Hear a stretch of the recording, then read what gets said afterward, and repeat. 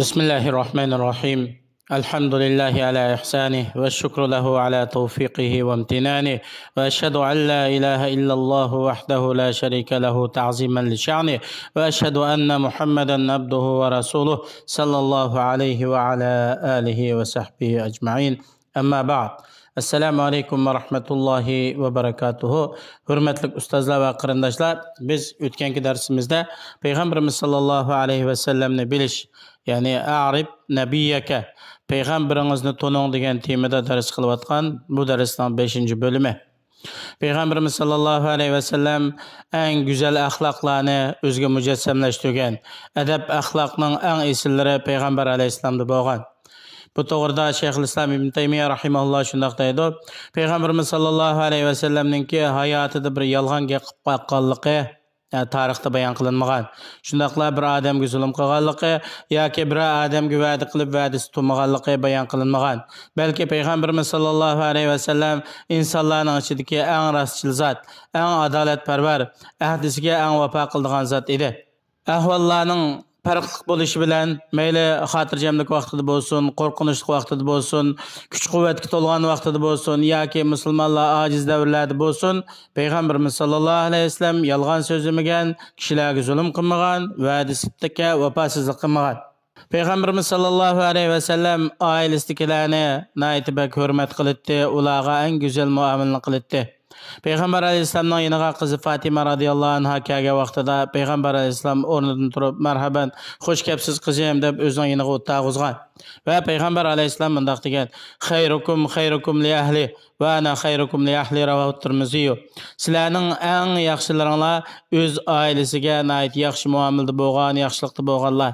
Men sizlarning oranglarda o'zimning ahli oilalarimga eng yaxshi muomala qiluvchi sizlarning eng yaxshilaringlar.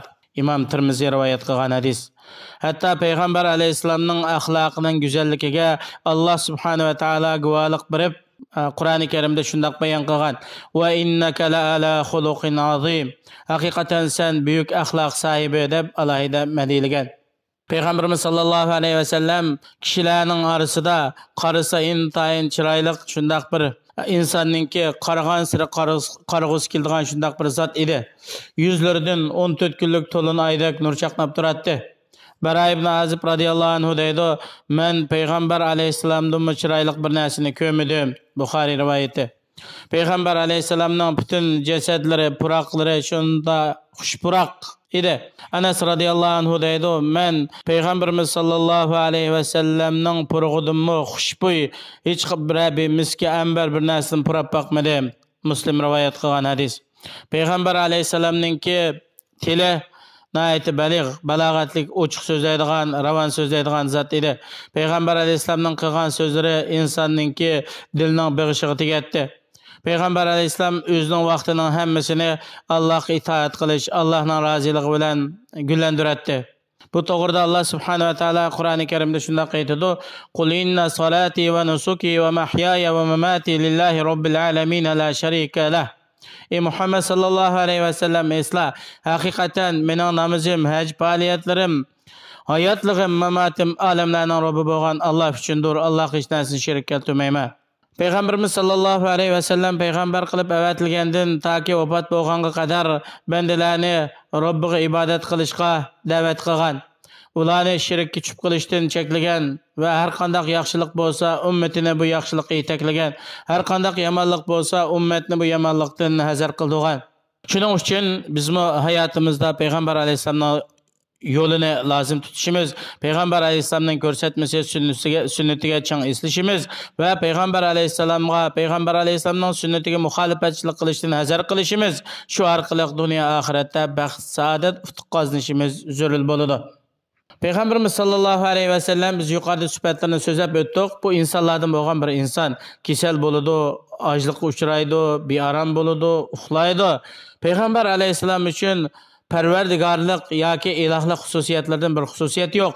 Haqiqatan bu o'z Rabbining elchilik vazifasini yetkazadigan Allohning bir elchisi. Bu to'g'rida Alloh subhanahu va taolo aytadi: "Qul innama ana basharun mislukum yuha ilayya annama ilahukum ilahun wahid. Faman kana yarju liqa'a rabbih falyamal amalan salihan va la yushrik bi'ibadati rabbih ahada." Ey Muhammad alayhissalom, esla, haqiqatan men sizlarga o'xshash bir inson, menga vahiy qilinadi. Haqiqatan sizlarning ilahinglar birdir. Kimki o'zining Rabbiga uchrashishni umid qiladi ekan, arzu qiladi ekan, bu kishi yaxshi amallarni qilsin, Allohga hech qanday bir narsani sherik keltirmasin. Allohga ibodat qilganda Allohga bir narsani sherik keltirmasin. Payg'ambar alayhissalom o'zining qadr qimmati martabasidan yuqori ko'tarilmaydi yoki inondirmi to'vatilmaydi. Payg'ambar alayhissalomga ergashish, buyruqlarga bo'ysunish vojib bo'ladi. Bu to'g'rida ulamolar aytadi: "Yahsulu ta'zimur rasul sallallohu alayhi va sallam bi ta'zimi amrihi va nahyihi val ihtida'i bi hadihi va ittiba'i sunnatihi." Ya'ni payg'ambar alayhissalomni ulug'lash, kattalash nima bilan hosil bo'ladi desa, payg'ambar alayhissalomning buyrug'ini ulug'lash, payg'ambar alayhissalomning cheklimlarini ulug'lash, payg'ambar alayhissalomningki yo'liga ergashish va sunnati bo'yicha amal qilish orqali payg'ambar alayhissalomni ulug'lash hosil bo'ladi. Payg'ambar alayhissalomga itoat qilish bilan Allohning rahmatlari nozil bo'ladi, yaxshilik oqibatga keladi. Va atiulloha va rasula la'allakum turhamun. Ya'ni sizlar Allohga itoat qilinglar, Allohning rasuliga itoat qilinglar, cho'qim Allohning rahmatiga erishsizlar. Payg'ambar alayhissalomga bo'lgan sevgi, muhabbat, yaxshi ko'rish va payg'ambar alayhissalomga itoat qilish inson o'zining farzandlarini yaxshi ko'rish va ota-onasiga itoat qilishdan ilgari qilinadi. Bu to'g'rida payg'ambarimiz sallallohu alayhi va sallam aytadi: "La yu'minu ahadukum hatta akuna habba ilayhi min waladihi va walidihi wan nasi ajma'in." Muttafaqun alayh. Sizlarning biringlarga men u odamga uning bolasidan, otasidan va barliq insonlardan bakroq yaxshi ko'ralguchi bo'lmaguncha sizlar haqiqiy mu'min bo'lolmaysizlar. Buxoriy Muslim rivoyat qilgan hadis. Payg'ambar alayhissalomga ergashish bilan insonning turmushi nihoyat yaxshi bo'ladi. Hamma odam buni hurmat, ehtirom qiladi. Alloh subhanahu va taolo aytadi: "Man amila solihan min zakarin aw untha va huwa mu'min, falanuhyiyannahu hayatan tayyibah va lanajziyannahum ajrahum bi ahsani ma kanu ya'malun." Oyatning qisqacha tarjimasi: kimki mayli er bo'lsin yoki ayol bo'lsin, mu'minlardan kimki yaxshi amallarni qiladi ekan, biz buni shundoq go'zal, isil bir hayotda yashaymiz dunyoda. Buni oxiratda qilgan amalidan yaxshiroq ajr mukofot bilan mukofotlaymiz. Bandining ishkin dunyoda baxt saodatman bo'lishi, ufq qozonishi nima bilan desa, payg'ambar alayhissalomning yo'liga isilish bilan bo'ladi. U bandining izzati, shon sharifi payg'ambar alayhissalomga ergashish miqdoriga asosan bo'ladi. Bu bandining ufq qozonishi payg'ambar alayhissalomning asarlariga ergashish bilan bo'ladi. Alloh subhanahu va taolo har birimizni ishkin dunyoda baxt saodatga erishguchi, payg'ambar alayhissalomning sunnatiga ching isilguchi, ko'rsatmasiga ergashguchi bo'lgan haqiqiy taqvodor mu'minlarning qatoridan qilsin. Vassalamu alaykum va rahmatullohi va barakatuh.